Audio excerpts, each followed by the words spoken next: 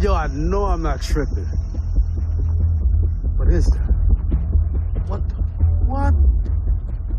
For decades, the ongoing mystery surrounding UFOs has captivated people. It's moving really weird. It's like spinning, and it's got like another disc inside of it that's spinning.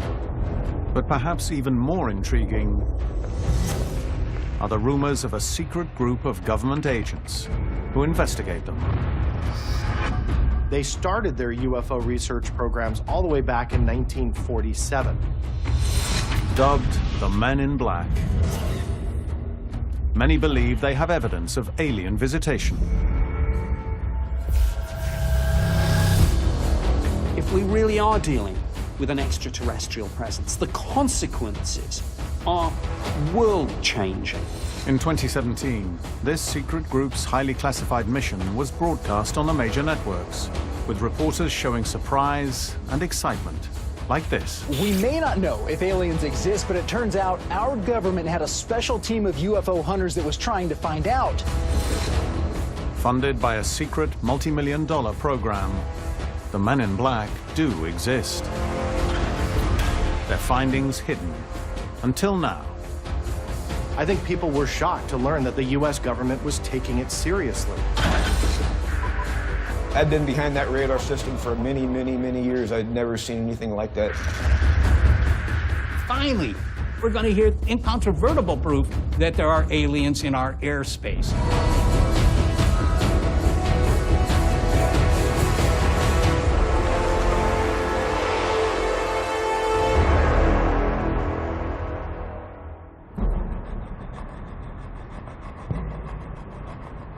Politicians don't typically like talking about UFOs, and when President Trump was asked to, his answer to one news program was unsurprisingly dismissive.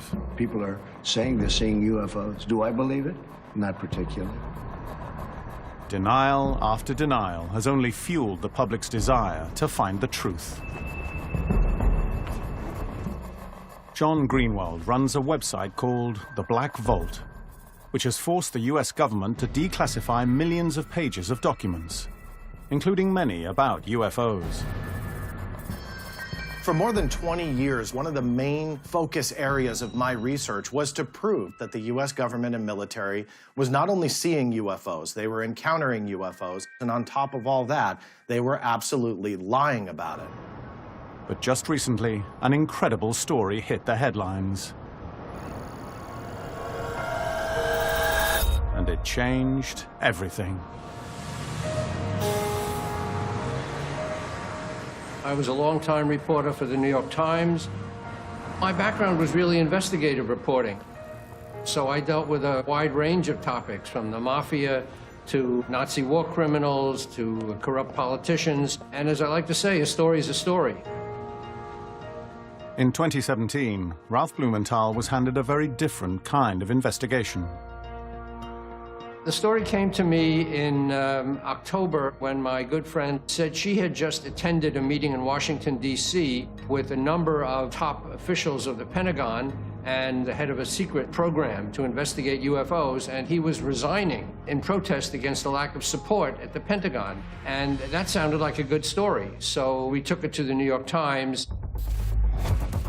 The article revealed the existence of a secret Pentagon department called the Advanced Aerospace Threat Identification Program, or ATIP, whose job was to investigate UFO sightings. Television news was quick to spread the story like wildfire, as seen on this news program. The Pentagon officially acknowledging its Advanced Aviation Threat Identification Program for the first time. The New York Times reports the program remains in existence and has continued to investigate episodes brought to them by service members. I think people were shocked to learn that the United States military were encountering these unidentified flying objects, and on top of all that, the U.S. government was taking it seriously. The story ran on a Sunday on page 1, a few days before Christmas, 2017. And the fact that the New York Times was really putting its credibility behind the story and putting it on page 1 strengthened the impact. This was one of those moments that, when the history of the UFO phenomenon is written, will be pivotal. There was now evidence of a secret program staffed by agents whose job was to investigate UFOs for the US government. To the ordinary citizen, these were the real men in black. The man behind the expose was Luis Elizondo, a former counterintelligence officer who'd served in the US Army for 20 years. Luis Elizondo served in a variety of sensitive posts abroad. From what we could see, he was a very highly placed intelligence operative. He was, according to them, the director of this secret program within the Pentagon to look into UFOs, or what they were now calling unidentified aerial phenomena, or UAPs. We would talk to him at some length on a number of occasions. His job was to head ATIP, the Advanced Aerospace Threat Identification Program. He was not getting the support in the Pentagon that he was hoping for. He wanted to see this subject examined publicly, which is why he resigned. In a damning resignation letter addressed to the Undersecretary of Defense, Elizondo wrote, "Despite overwhelming evidence, certain individuals remain staunchly opposed to further research on what could be a tactical threat to our pilots, sailors, and soldiers, and perhaps even an existential threat to our national security." Elizondo would not reveal details of his top-secret investigations. But his story was accompanied by tantalizing evidence. Videos shot by US Navy fighter planes during encounters with unidentified flying objects. There's a whole fleet of them. Look on the ASA. My gosh. Well, one of the most famous videos shows a Navy gun camera tracking an object that seems to be zipping above the waves. And the camera is having some trouble keeping up with it because it's going so fast. And finally, it locks in on it because that's the technology that the military has. Another video showed what looked like a spinning top, sort of leaning over on its side. There's look at that thing. It's rotating. We released two at the time and later a third video from the Navy of thermal images of these objects. In other words, showing that they really exist. I mean, they were just blips, but they were real. So it caused a sensation. There was no official release by the Department of Defense, so it was hard to know what we were looking at. Were we looking at a true UFO, or were we looking at some kind of top-secret US technology? So until that point, was I intrigued? Absolutely. Look at that thing, dude. While the Pentagon remained tight-lipped, across the globe, experts came forward to offer theories on the Tic Tac videos and to help figure out what UFO secrets the men in black at ATIP might have discovered. Okay. Along with Navy witnesses were investigative journalists and top scientists. The ranks even included men in black from other countries. I have been called a real-life man in black. I was certainly a government UFO investigator and government UFO researcher. Other countries have been ahead of us, actually, in studying this phenomenon. The French, the Belgians, South Americans have not faced the same stigma as we have, or at least overcome it better in terms of putting their scientists to work at it. Nick Pope worked for the British government. In the 1990s, he ran a secret UFO desk at the Ministry of Defense. It wasn't like the X-Files. We didn't go out and run around dark warehouses or anything like that. It was much more headquarters-based. We would get 200 or 300 reports each year. My job was to investigate, interview the witnesses, check the radar tapes. What we were doing was highly classified, secret UK eyes only. The December 2017 story by the New York Times, this was a bombshell. And I think it was a real wake-up call for people who for years had been told that this was all just crazy talk.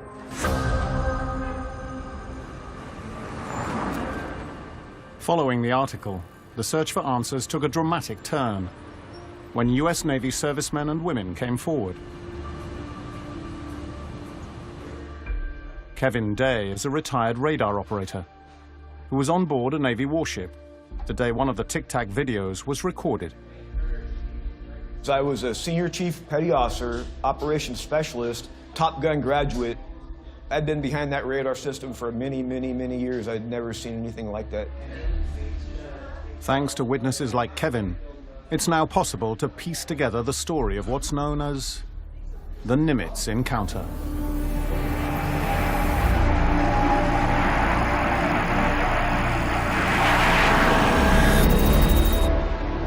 In 2004, a fleet of US Navy ships called an Aircraft Carrier Strike Group was on maneuvers off the Southern Californian coast in readiness for sailing to the Persian Gulf. At its head was the USS Nimitz, one of the largest warships in the world, capable of carrying over 60 aircraft. At its flank was the cruiser, USS Princeton, where Kevin Day was in charge of the US Navy's most advanced radar system of the era. My role in the radar room on the Princeton was to track everything and identify it. And then if it becomes a threat, to actually defend the strike group. During several days of maneuvers, Kevin was being plagued by strange readings on his screens. We were down off the coast of San Diego, and I started to notice these really strange contacts. They were appearing in 5 to 10 at a time, and we tracked them from lower Earth orbit down to 80,000 feet, and then they would sit there for a while, and then they'd drop to 28,000 feet and start tracking south towards us at 100 knots. I gotta tell you, I'd never seen anything fly like that. Usually things going 100 knots are gonna fall out of the sky. For days, the readings disappeared as mysteriously as they had appeared. But one afternoon, just as the Nimitz was preparing to launch a squadron of F-18 fighter jets, the unidentified objects just kept coming. I was concerned about safety of flight. We were about ready to do a major air defense exercise where I was going to fill that airspace with aircraft, and that was going to put these objects, whatever the heck they were, right in the middle of my playground area.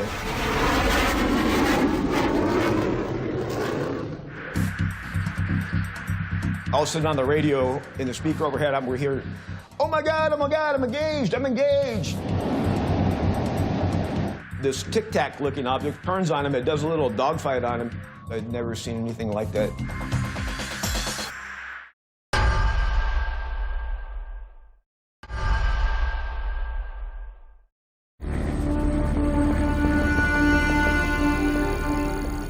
Off the coast of San Diego, a group of UFOs has appeared on radar, headed toward a fleet of US Navy warships. I gotta tell you, I'd never seen anything fly like that. Officer Kevin Day sounds the alarm, and 2 F-18 fighter jets are scrambled with orders to track down the mysterious objects. It's a pretty standard intercept.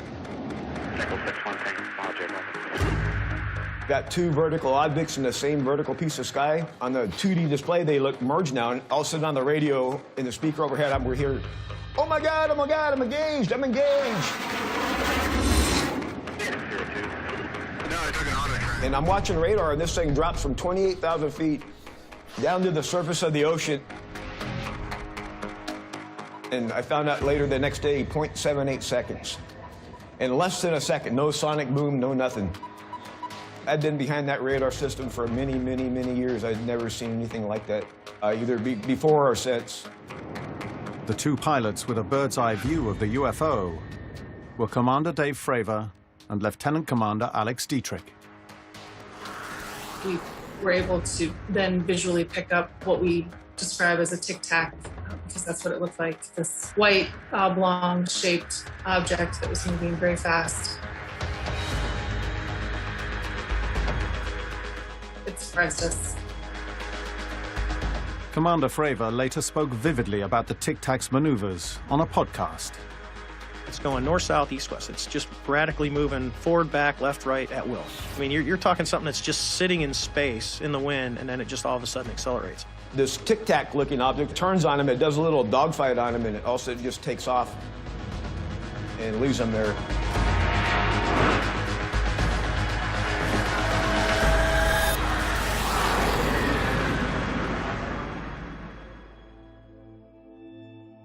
The former head of the Pentagon UFO department went public because he was concerned these objects could be a threat to national security. But further details about these Tic Tac objects were still top secret. So a group of scientists, led by Robert Powell, decided to perform their own analysis, based on the witnesses' descriptions of the object's phenomenal performance.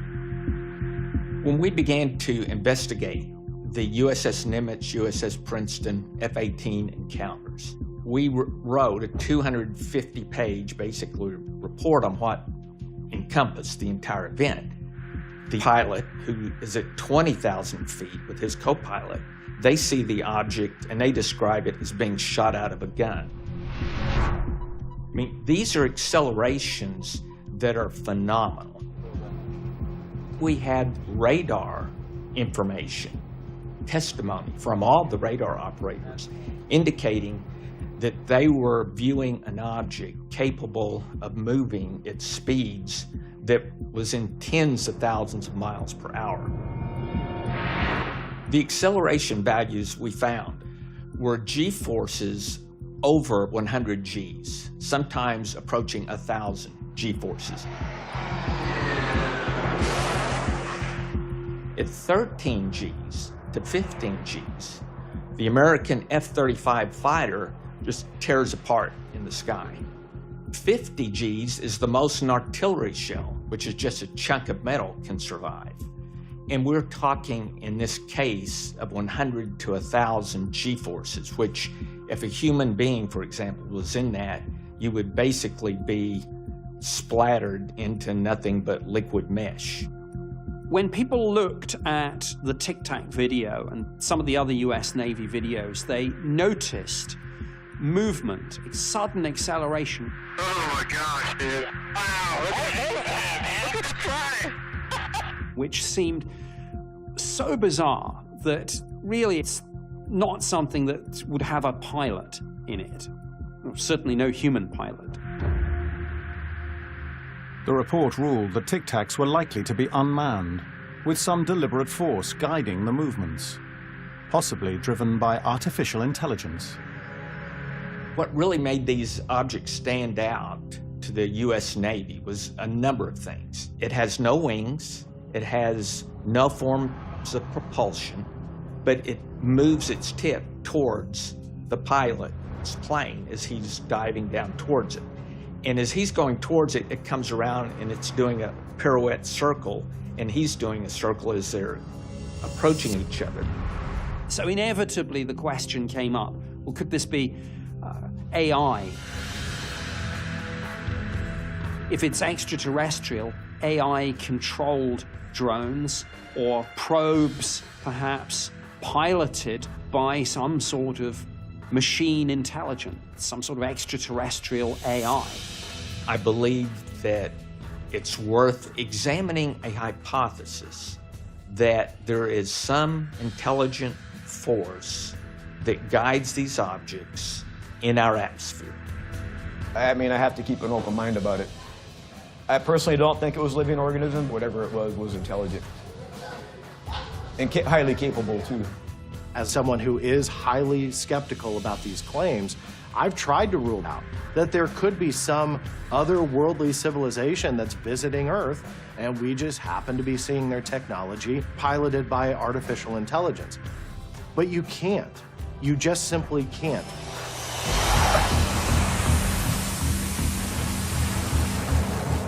If the US government knew more about the objects encountered by its warships, it wasn't saying, leaving UFO researchers to speculate, and not just about what they were, but also why they targeted the USS Nimitz. Some even suggested it was because the ship was nuclear-powered. The idea that there's a connection between our discovery of nuclear warfare and UFOs and flying saucers is something that dates way back to the beginning of the UFO era.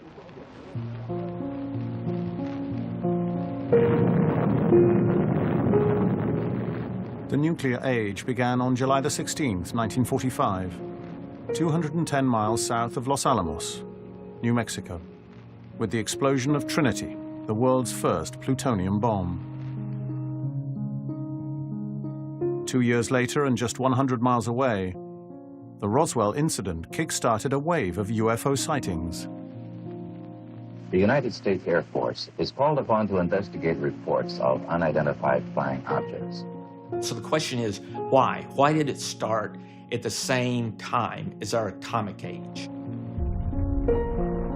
Just from a scientific viewpoint, it's much easier to detect nuclear emissions.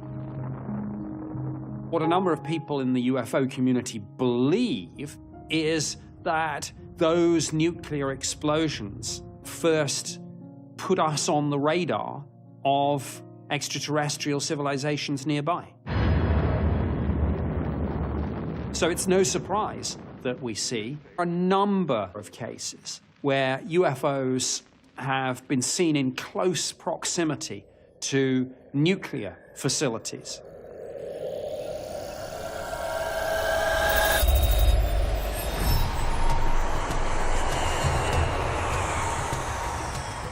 (1980), and a pair of US Air Force bases in England play host to one of the most infamous modern UFO sightings. Former RAF air stations, Bentwaters and Woodbridge, were located close to a remote area of woodland called Rendlesham Forest. These were among the most strategically important bases in the entire NATO alliance. Bentwaters was home to some of the US Air Force's most advanced aircraft of the time. It also held America's Cold War arsenal of bombs and missiles. And huge underground bunkers were rumored to contain nuclear warheads. The Rendlesham Forest incident started in the early hours of 26th of December. A number of people on guard patrol saw strange lights in the forest, and their initial thought was that an aircraft might have crashed. When they got out there, they found not some vague shape in the distance or lights in the sky, but a UFO.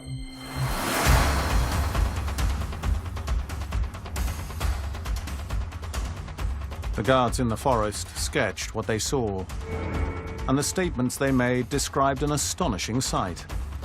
A triangular metallic glowing object with flashing lights. This is something that some of the witnesses say landed. So this is about as up close and personal as you can get.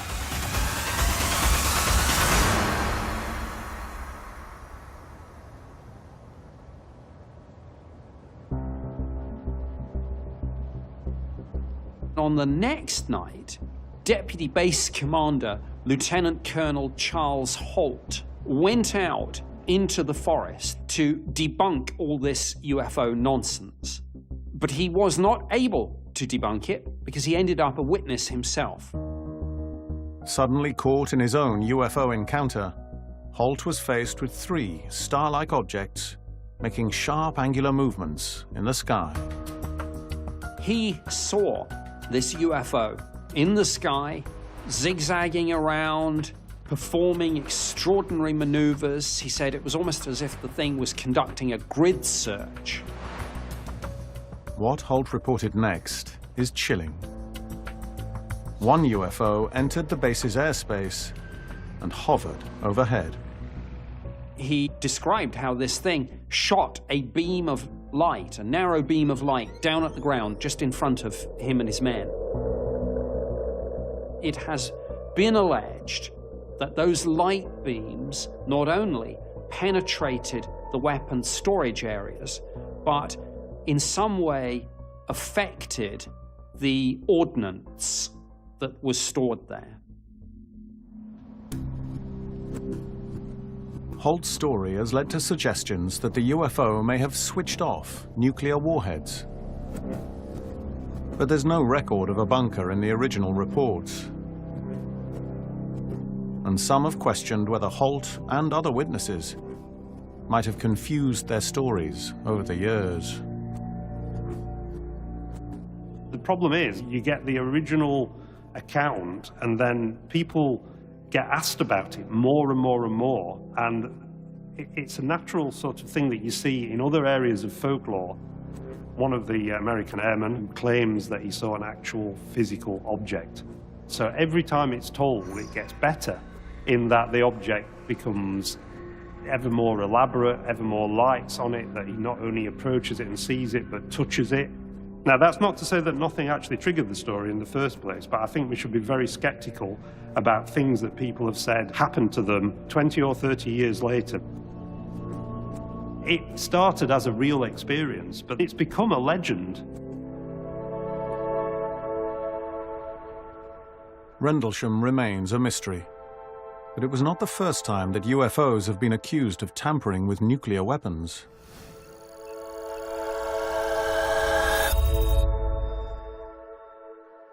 Robert Salas is a retired US Air Force officer. In 1967, he was based at Malmstrom Air Force Base in Montana. I was involved with the 341st Strategic Missile Wing. We had something like 150 missiles ready to launch, given the order. Malmstrom was one of 5 sites that housed the heart of the United States nuclear arsenal. Each of its 150 warheads delivered a 1 megaton blast, over 50 times greater than the Hiroshima bomb. So March 24th, 1967, while I was in command of the site, I was about 60 feet underground in a hardened concrete and steel capsule. And sometime in the evening, I get a call from my top guard upstairs. He called down and said that he was seeing strange lights in the sky that could do things like stop in midair, reverse course, make 90-degree turns, and there was no engine noise. I said, "You mean like UFOs?" About 5 minutes later, he calls back, and this time he's extremely frightened. He says he's got all the guards out there that are looking at this orange-reddish light that's pulsating. It's hovering just above the front gate, and he wants me to tell him what he should do about it. And obviously, I thought that now this was a pretty dramatic situation. You know, we really could be under some sort of an attack. And then we got some bells and whistles going off, klaxons. We look over to our board, and some of our missiles started going from green to red, which meant that the missiles were unlaunchable. They were disabled. We lost 20 nuclear missiles during a time when UFOs were observed over our facilities.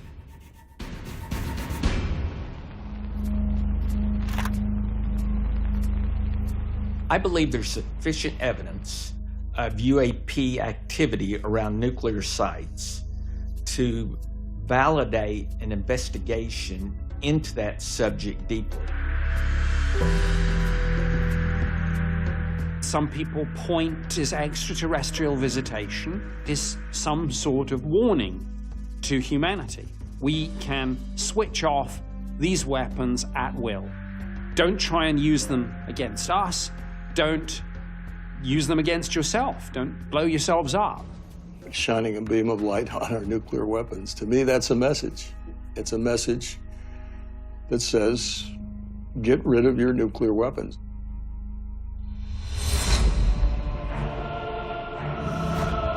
There was essentially a second program.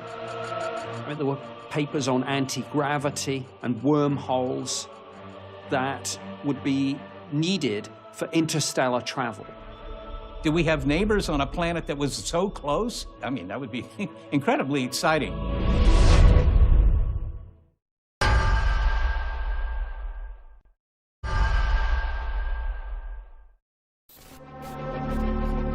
In In 2017, the New York Times revealed to the world that men in black are real and working for a US government program called ATIP that was set up to investigate UFO encounters with Navy fighter planes. I think people were shocked to learn that the United States military were encountering these unidentified flying objects, and on top of all that, the US government was taking it seriously. 3 videos of tic-tac-shaped flying objects sparked a frenzy of speculation. My gosh. While the media was looking for answers from the Pentagon, a very different group of investigators was looking for evidence in space.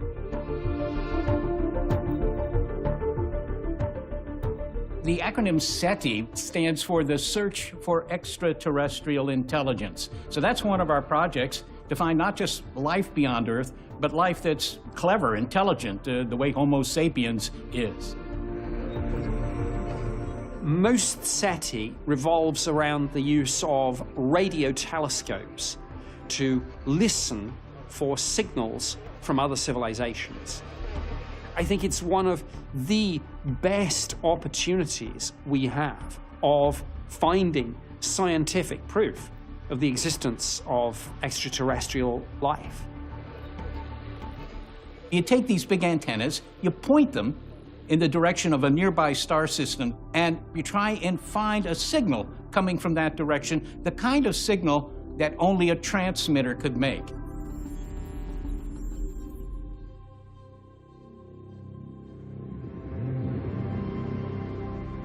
The search for life beyond our planet has been accelerated by the advent of new space technology.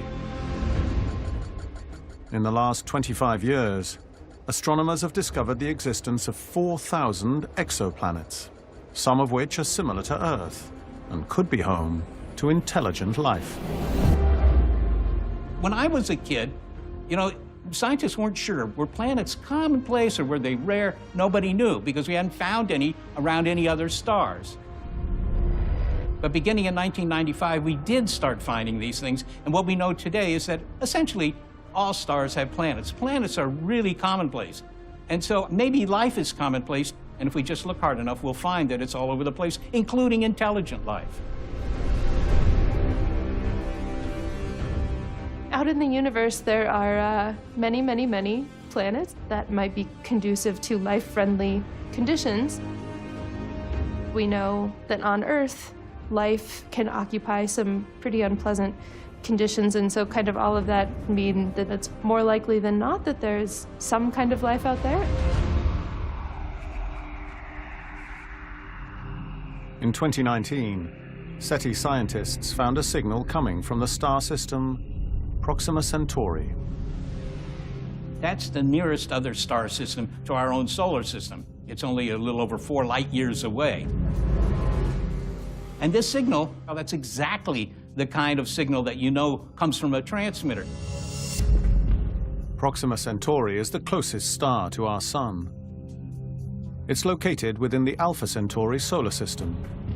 And recently, astronomers have found signs that one of the planets here might be habitable. So was this it? Did we have neighbors on a planet that was so close? That would be, I mean, that would be incredibly exciting. But how long would it take for us to go there and actually check it out? Well, I mean, you could take the fastest rocket that we build, like the one that went to Pluto, and it goes 10 miles a second. That's pretty fast, 10 miles a second, right? But even at that speed, it would take 75,000 years to get to Proxima Centauri.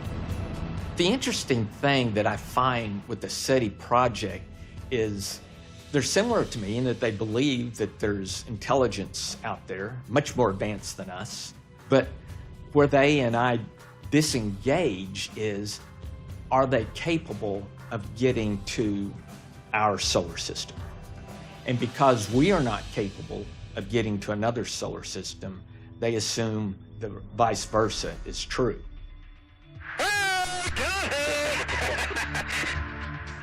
Currently, there's no way of knowing if the objects recorded by US Navy pilots could have traveled from a neighboring part of our galaxy. But there is evidence to suggest that the government UFO investigators at ATIP wanted to find out. There was essentially a second program. This one was referred to as OSAP. The Advanced Aerospace Weapons System Application Program, or OSAP, was the scientific sister program to ATIP. This was funded by an intelligence arm called the Defense Intelligence Agency. I tried to figure out exactly what it was and filed some Freedom of Information Act requests. The result was a list of 38 reports that OSAP had created. They set out 38 scientific and technical studies. There were papers on anti-gravity, papers on warp drive and wormholes. It was all about the sort of exotic theoretical physics that would be needed for interstellar travel. The Pentagon denied that OSAP's research had anything to do with UFOs. Instead, its purpose was to investigate possible advances in aerospace technology over the next 40 years. But one study on the list cast doubt on this claim. For anyone saying, well, why is this to do with UFOs? One of the studies was about the Drake equation. And the only purpose of the Drake equation is to come up with an estimate of the number of communicable civilizations in our galaxy. So for an aerospace application program, looking 40 years into the future, what is a Drake equation report doing in there? That's all about calculating alien civilizations in the cosmos. Many believe the OSAP documents are proof the government is investigating the existence of aliens and their ability to visit Earth.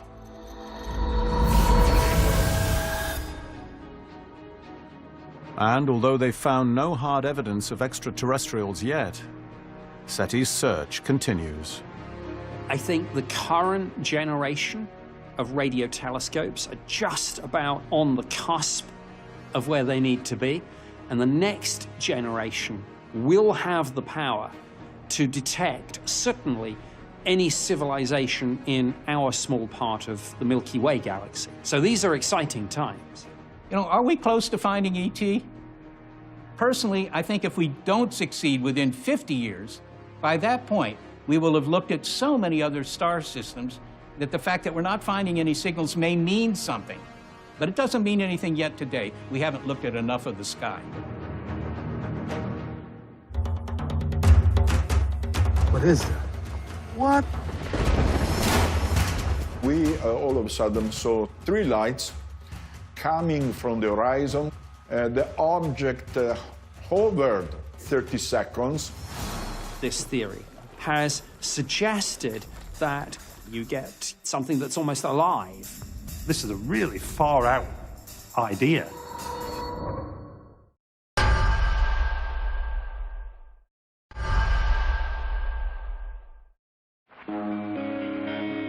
Yo, I know I'm not tripping. What is that? What? Across the globe, UFOs have been baffling onlookers for centuries. It's moving really weird. It's like spinning, and it's got like another disc inside of it that's spinning. And one of the most common types of sightings is mysterious moving lights. People have had different sightings of balls of light, fireballs, orbs. There are obviously fireball meteors. But then you get more interesting UFO cases that you can't explain in conventional terms. Over 20 years ago, lights like these caught the attention of British men in black.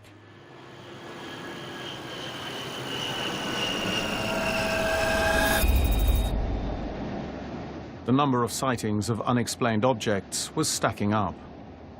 Even RAF pilots were reporting them.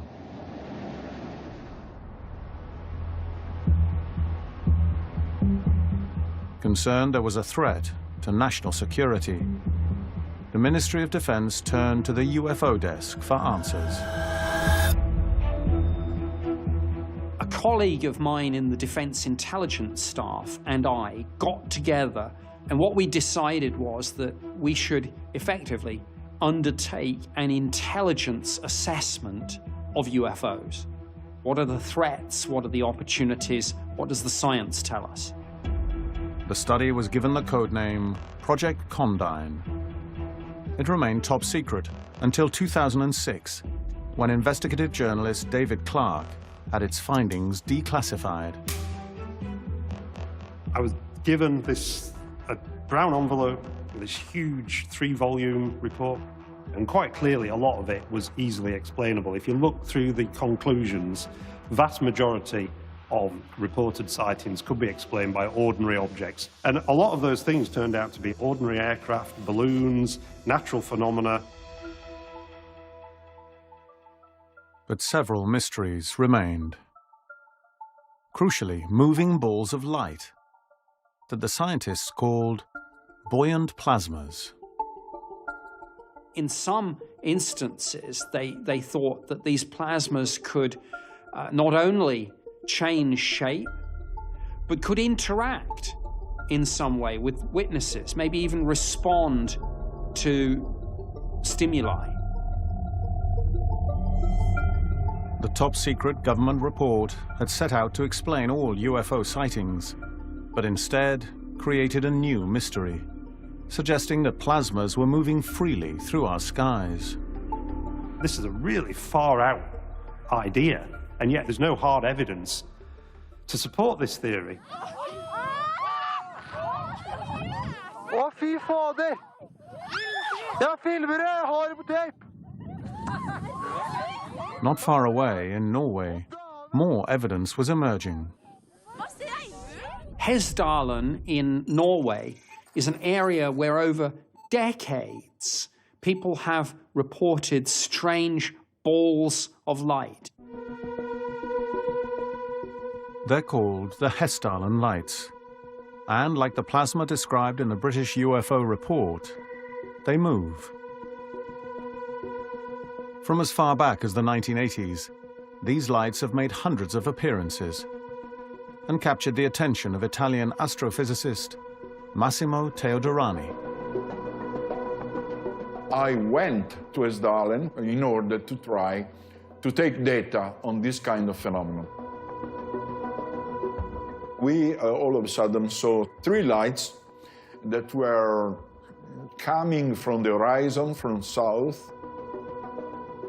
These lights were a triangular shape, but it was moving. And it came up to over our head. The object hovered, I would say 30 seconds. It rotated, and all of a sudden it disappeared over our heads. We were not expecting it at all, and it was very spectacular. After years of study, Teodorani thinks he knows what might cause the plasma to appear. It can happen that sometimes underground you have quartz that are subject to tectonic stress. The theory is that when quartz, buried deep in the earth, comes under pressure, it emits a charge that electrifies the skies above. In that case, you liberate electricity in the air, and you create plasma lights in the atmosphere. But there is a mystery here, a big mystery. We don't know why these lights last a so long time in the sky. If it is only plasma, it should vanish. But instead, they move, change shape, and change direction. The British UFO report couldn't explain these mysterious moving plasmas. But now scientists think they may have found the answer. A group of scientists discovered that when plasmas interact with the particles, dust particles for instance, the plasma start to behave in a strange way. They are making a spiral motion resembling exactly what's happening in the DNA in biology. So strangely, it seems to be another kind of life. This theory has suggested that within these plasma phenomena, you get almost something akin to human DNA. You get something that's almost alive. It's an intriguing theory. I think it's one of those theories that is a little problematic, that it seems to put increasing layers and layers onto a theory, all of which has to be correct to try and explain these UFO cases. To me, it's almost like invoking one unexplained thing that we don't know about, i.e. dusty plasmas, to explain another unexplained thing that we don't know about, potentially UFOs. I mean, a living plasma entity would be a fascinating thing. And if something simulates life, does that mean it is itself alive? Or is it just doing a very good job of looking like it? Living plasma is one of many theories to explain strange objects in our skies. But the US government and its UFO investigators have offered no explanations of their own. There's a whole fleet of them. Look on the ASA. Some suspected they might be hiding information on the Tic Tac objects, and others pointed to the lack of detail in Luis Elizondo's account of the Pentagon UFO program, and questioned whether its job really was to clear up the UFO mystery after all.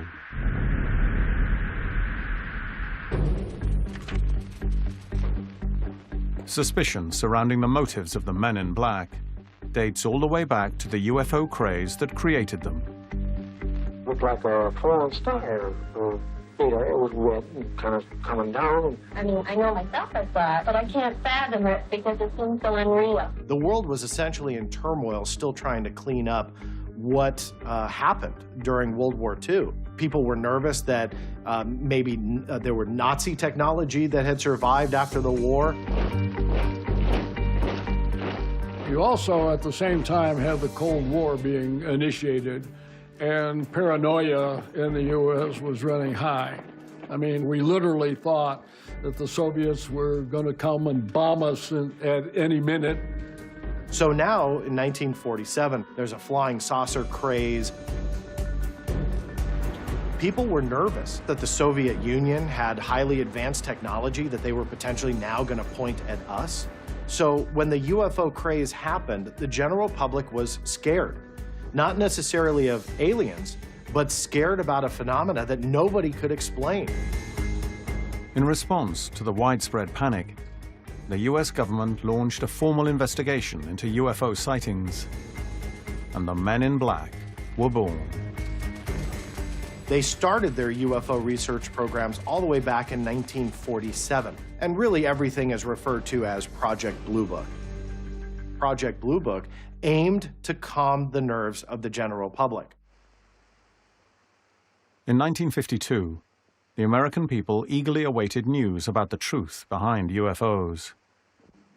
When the findings of the Men in Black were revealed by Air Force Major General John Sanford. Since 1947, we have received and analyzed between 1,000 and 2,000 reports. We have been able adequately to explain the great bulk of them. We've been able to explain them as hoaxes, as erroneously identified friendly aircraft. Probably their favorite explanations were it was the Star Capella, the Star Sirius, or it was a balloon, or it was another aircraft. And then their most famous explanation was it's swamp gas. A little bit of smoke light appears here, it goes out, another one appears over here, and sometimes this gas will gather into a bulb and actually float away. Project Blue Book came to an end in 1969, when a review found that the study of UFOs had not found anything of scientific value in over 21 years. But many people were left unsatisfied by the conclusions. The cases that they solved were laughable in many instances, where active duty United States military men and women were seeing things fly in the sky, reputable witnesses, and they would say, ah, that's the planet Venus.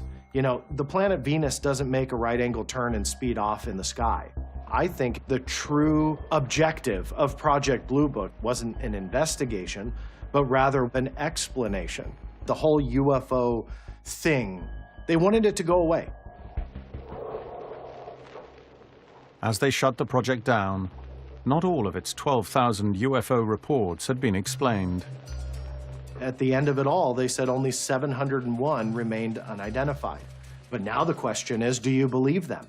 The Air Force has been accused from time to time of hiding information about UFO. What do you have to say to that, Colonel Tackett? Well, these charges are absolutely untrue. There's nothing to hide. There's nothing to hide at all. In the decades following Project Blue Book, the truth behind some of the sightings emerged. And it appeared the men in black had been covering for secret U.S. defense projects. CIA came out and mentioned that specifically. UFOs were used to cover the U-2 program because we had commercial pilots that were seeing things flying at 90,000 feet, which they knew no aircraft could find at. In that circumstance, you would far rather it was reported as a UFO than as we've seen America's next spy plane. This is what it looks like.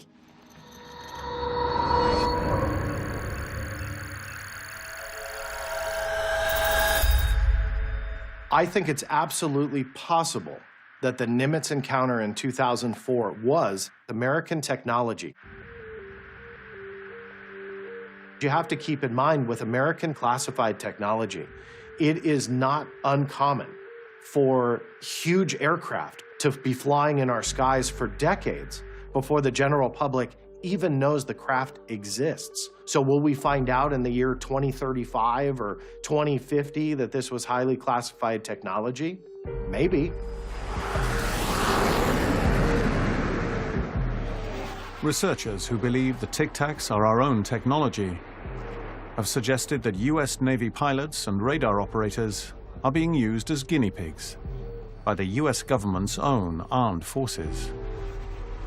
People have speculated about so-called black project secretly being tested in a sort of live, real-world way against another part of the US military. It's the best way, perhaps, to see. Do people track it on radar? Are they physically able to keep pace with this object? So that's a possibility. Another very disturbing possibility is that it might be Russia and China, adversary technology. We hear about Chinese hypersonic missiles,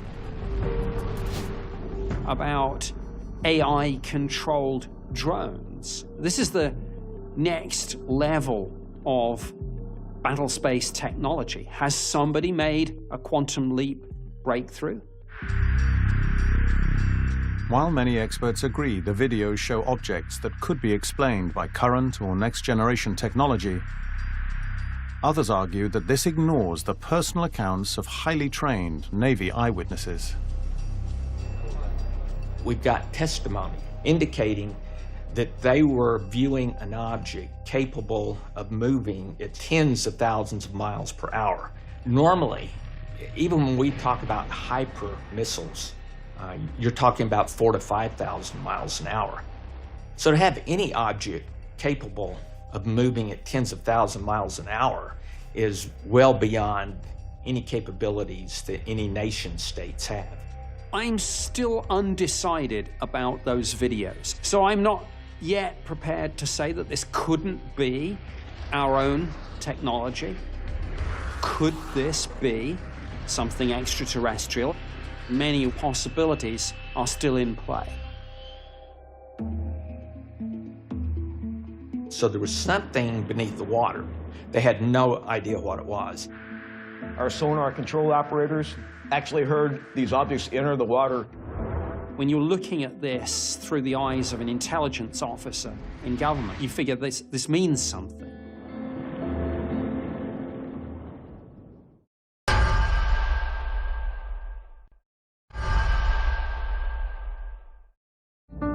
We have a UFO to the right here.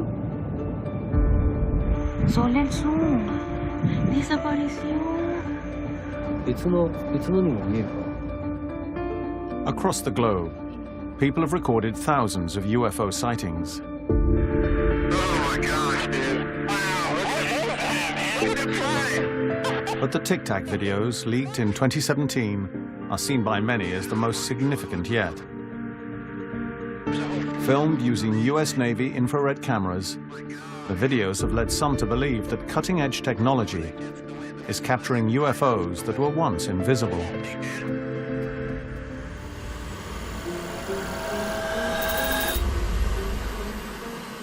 In 2016, a police helicopter fitted with a similar camera system was flying over the Bristol Channel near the border of England and Wales. So in this case, under sort of low level, under 1,000 feet, they didn't see anything visually, but this infrared camera picked up an object that was moving quite a pace. The object was moving so quickly, the helicopter couldn't keep up. Officers continued tracking it for 7 minutes. Police needed help identifying the mysterious object in their airspace. But instead of sending the video evidence to the intelligence services, they did something remarkable. They released it on social media. So at the time, when it came out, there's experts from all over the world that immediately start looking at this thing, and there was a whole host of possible explanations for what had been seen.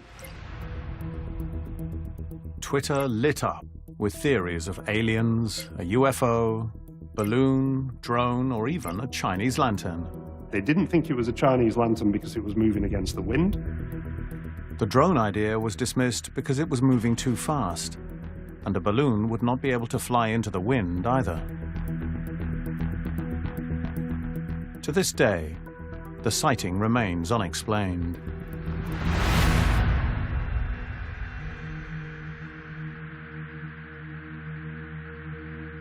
UFO investigators have commented on the video's striking resemblance to the Tic Tac footage shot by US Navy planes in 2004.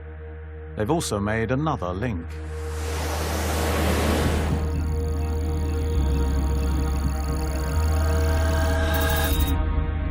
Water. When Top Gun pilots from the USS Nimitz engaged with UFOs over the Pacific Ocean, these objects were not the only strange activity they witnessed. There was a report by several of the pilots that they could see some disturbance on very clear water beneath it. So there was something beneath the water. They had no idea what it was. In the days leading up to the encounter, radar operator Kevin Day had seen these objects multiple times.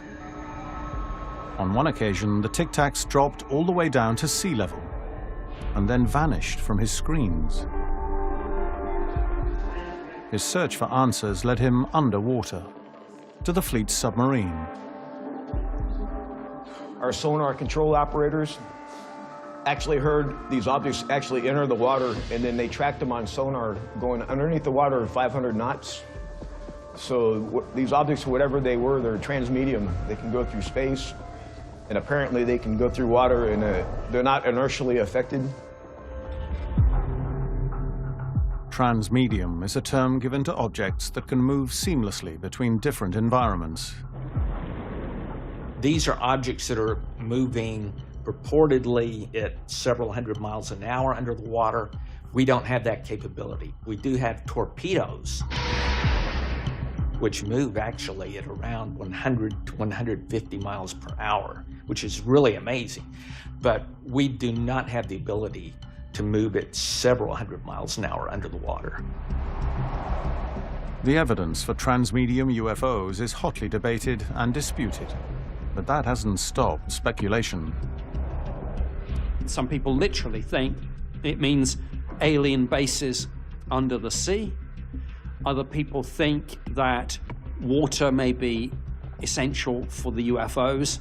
I mean, all these are theories, but when you're looking at this through the eyes of an intelligence officer in government, when you see that common factor of water, you figure this means something. Could there be intelligent life hiding out in the oceans of the world? We haven't really done a reconnaissance of every nook and cranny of the oceans. So, yeah, maybe there's some aliens down there. I don't know. But, I mean, what's the evidence for that? The eyewitness reports from radar operators and pilots suggest that Tic Tac objects were capable of feats well beyond what can be seen in the videos alone. But if any evidence once existed, it's now gone. I was going to draft an after-action message and route it up the chain of command on the ship.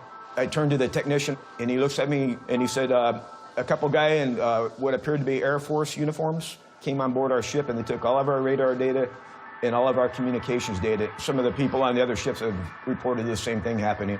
Our data was taken for some reason. Some believe the missing evidence could still exist. By 2020, the Pentagon was getting squeezed for answers, and the public wanted to know what its secret UFO program had discovered.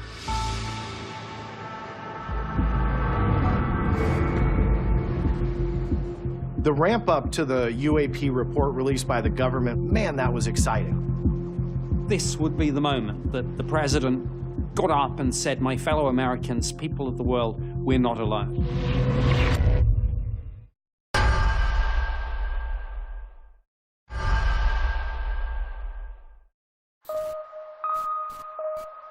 Two years after the New York Times first published videos of US Navy jets encountering mysterious flying objects, something happened in the Washington corridors of power.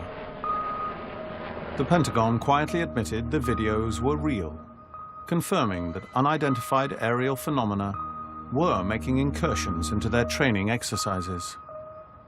The news had a big impact and put the US government under pressure to reveal the truth about UFOs. But no one expected what happened next. In December 2020, President Trump signed a bill containing an astonishing demand for the Pentagon to brief Congress on all it knew about UFOs within 180 days. The ramp up to the UAP report released by the government, man, that was exciting. And I think the world got excited. There was definitely chatter online counting down to the day. Finally, we're going to hear the proof, the incontrovertible proof that there are aliens in our airspace. This would be the moment that the president got up and said, "My fellow Americans, people of the world, we're not alone."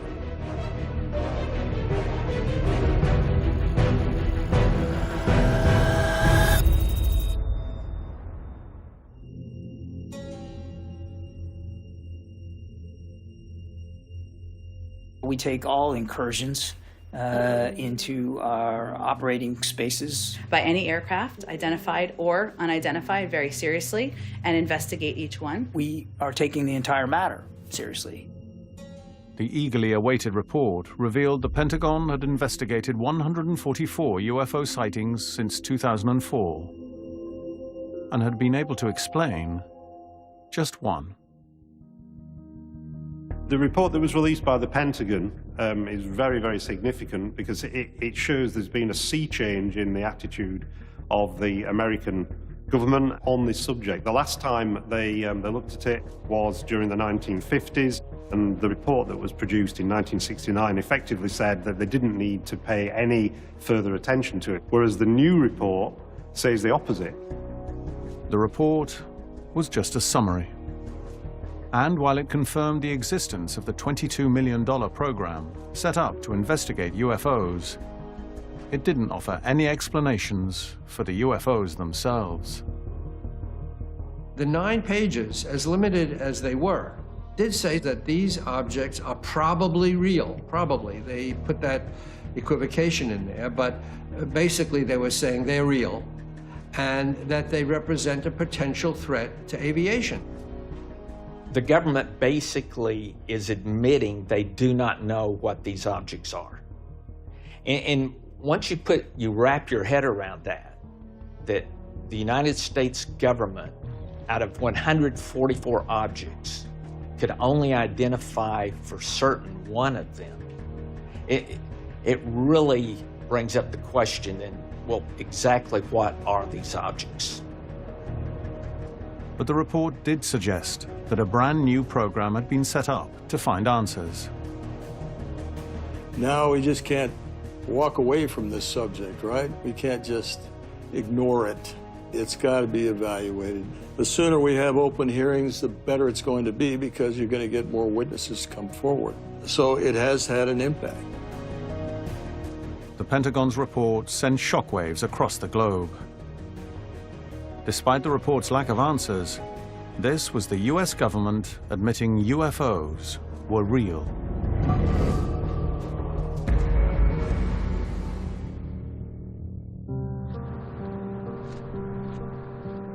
For Kevin Day, the former Navy radar operator who was one of the first people to witness the Tic Tac objects, this also represented proof that he was right. I felt vindicated, man. I was laughed at, and it broke my heart, man. I gotta tell you, people I had served with my whole career were laughing at me. But when the government came out and confirmed what we had seen was real, I have been vindicated. Not just me, but Commander Fravor and the other guys and gals that were involved in this. We've all been vindicated, because this really did happen.